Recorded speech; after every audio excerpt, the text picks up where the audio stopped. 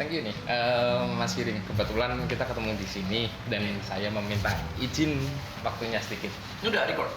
Sudah? Oh, udah. Nah, jadi Mas, kita kebetulan dari Loop Lab mau tanya-tanya beberapa pertanyaan yang mungkin berhubungan dengan musician. Karena kita kebetulan kan untuk alter ego kita berhubungan dengan dunia musik, seni dan segala macam. Mas memandang dunia khususnya musisi untuk sekarang ini gimana, Mas? Indonesia apa internasional? Indonesia kita bicara khususnya. Industri musik Indonesia sekarang lagi punya tantangan besar ya. Tantangan besarnya adalah pandemi COVID-19. Ya. Lo kalau tahu bahwa penghasilan terbesar buat musisi lokal itu adalah off air, Ya. main off air. Contohnya dulu Niji bisa sebulan 12 kali.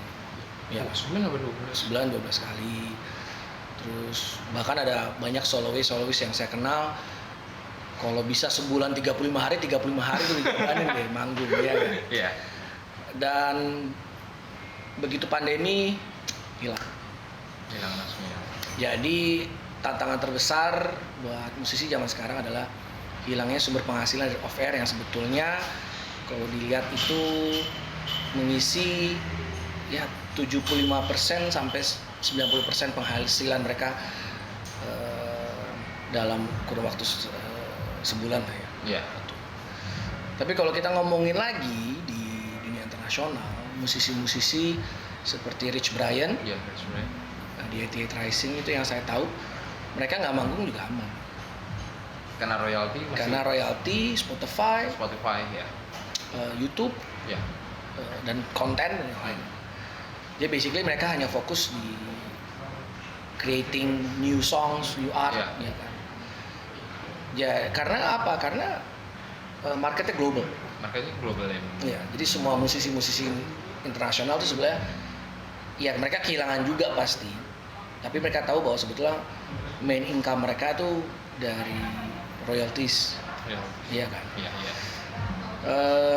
Ya makanya kalau menurut saya kalau secara industri ya sebaiknya harus berbenah sistem.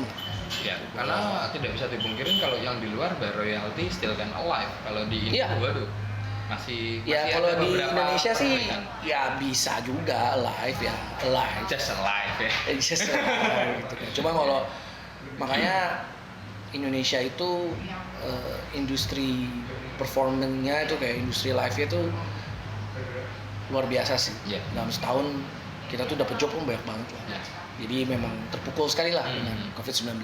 Kalau nggak bisa dipungkirin, kita bicara Mas Giring itu pasti Niji.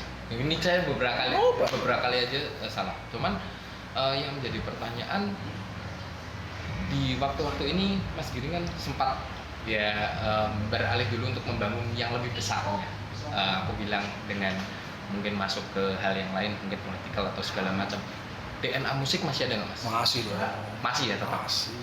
Every morning saya setelah ibadah meditasi.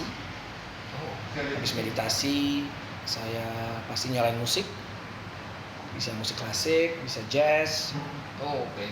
Dan kalau lagi jalan panjang gini, lagi tour, dangdutan, Tetap ya Mas ya. ya koplo gitu-gitu kan. Karena buat nambah semangat. Ya kan?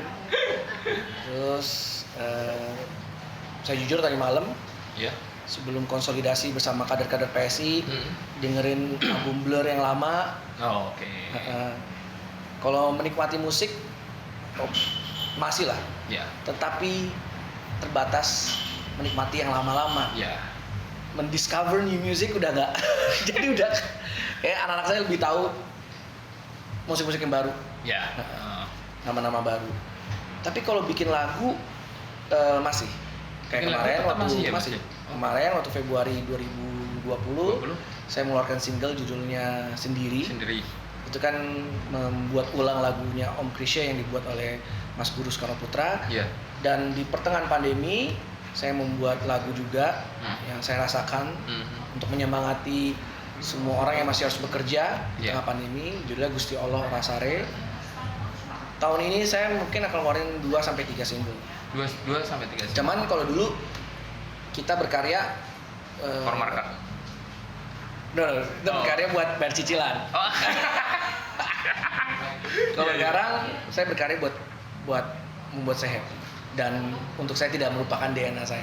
Ya, karena tetap DNA Mas kan nggak bisa. Startnya dari musik bisa, juga kan. Saya nggak mungkirin kok bahwa musik itu bisa menambah efek yang luar biasa sih. Ya.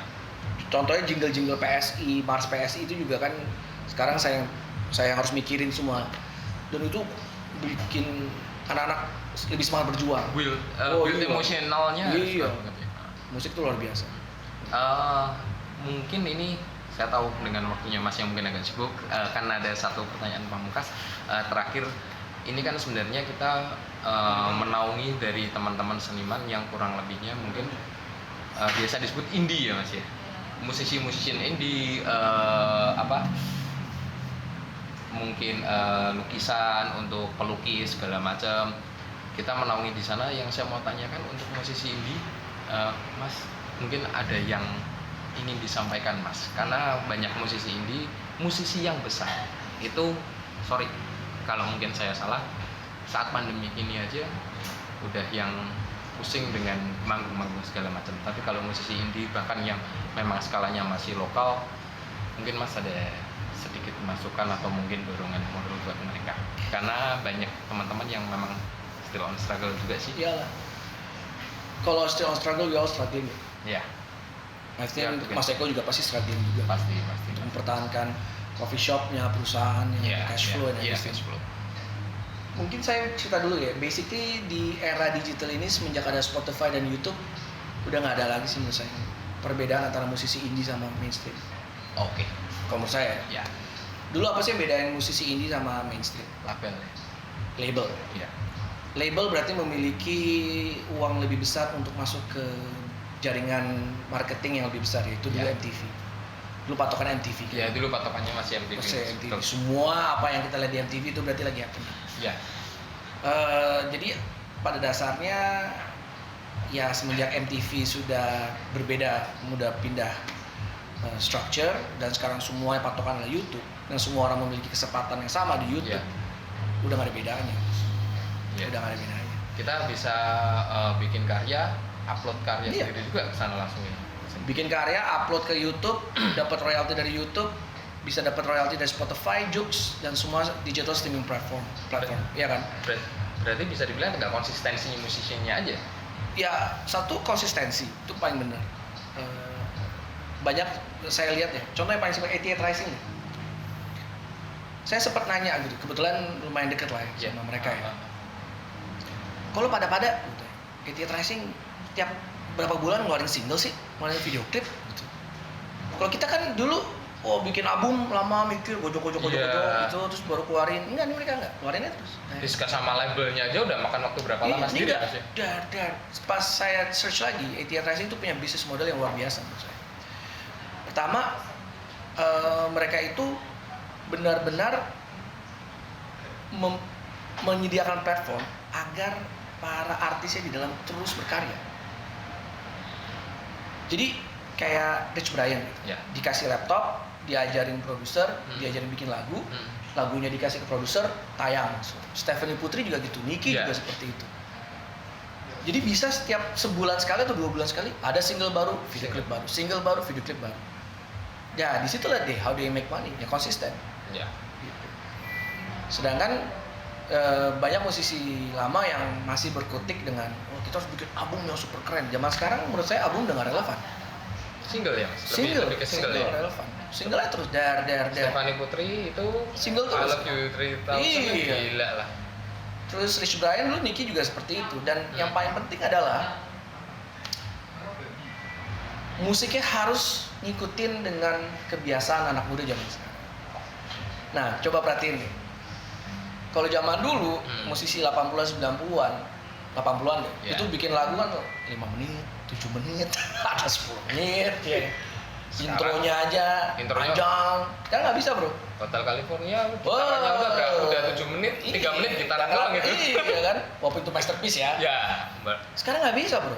Sekarang anak-anak tuh udah cepet-cepet banget. Lo bayangin, ke TikTok itu merubah bagaimana kita mengkonsumsi media loh.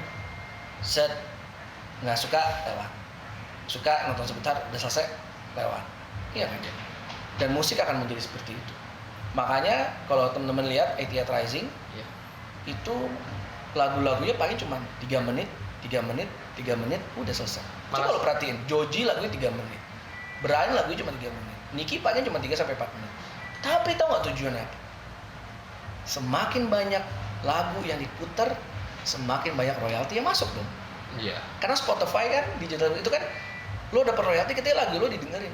Kalau lagu lo didengerinnya aja baru intronya udah lama terus lo ganti, nggak dapet tuh. Iya sih. Jadi gitu. Jadi kita harus adjust, belajar lah dari musisi-musisi indie. Enggak, saya nggak bilang indie, sekarang udah nggak ada bedanya. Musisi-musisi yang sekarang new genre yang baru ini, behavior mereka seperti apa? Dan nggak ada batasan, bro dan sis, musisi. Sekarang udah patokannya udah nggak usah mikirin Indonesia aja. Iya. Lo bikin lagu bahasa Inggris aja udah. Latih. Iya. Gila. Gila. Iya. Ya itu memang. Chris Brian juga, Nicky juga seperti itu. Chris Brian, Nicky sama. Hajar aja bahasa Inggris. Bahasa Inggris lo bagus, terus habis itu lo bisa menyuarakan suara anak muda generasi dunia ya, nggak cuma generasi Indonesia. Atau lo bisa mewakili generasi Asia aja. Ya. Lo pasti juga udah punya marketnya sendiri. Malah menurut gue zaman sekarang lebih enak anak muda yang sekarang. Kalau zaman dulu gue prosesnya panjang, bikin album, promo. Sekarang promo pakai Zoom, promo pakai Instagram Live. Orang wartawan wawancara lewat WhatsApp. Sekarang harus lebih cepat, lebih pintar. Semakin kita bisa menggunakan media teknologi dengan semaksimal mungkin, ya insya Allah, dan konsisten. Ya. Insya Allah sih karya lo akan dinikmati dan juga banyak pendengarnya dan dia bisa survive di selama pandemi. Konsisten sama adaptasi aja ya. Oke. Konsisten sama adaptasi. Terima kasih banyak waktunya Mas Giring. Mungkin itu obrolan singkat kali ini dengan Mas Giring. Terima kasih banyak atas waktunya, menyelakan sedikit waktu untuk diajak berbicara. Semoga kedepannya apapun yang sedang dikerjakan sekarang dan dibuat makin sukses. Siap, terima kasih. Terima kasih. Ini nama coffee shopnya apa? Bunker. Ya. Jangan lupa Bro dan Sis, tempat nongkrong enak sore-sore, yaitu di Bunker. Kopinya enak banget dan suasana juga enak banget. Cocok kita buat perebahan dan menikmati senja di Semarang. Terima kasih banyak ya Mas ya. Iya, mantap. Terima kasih.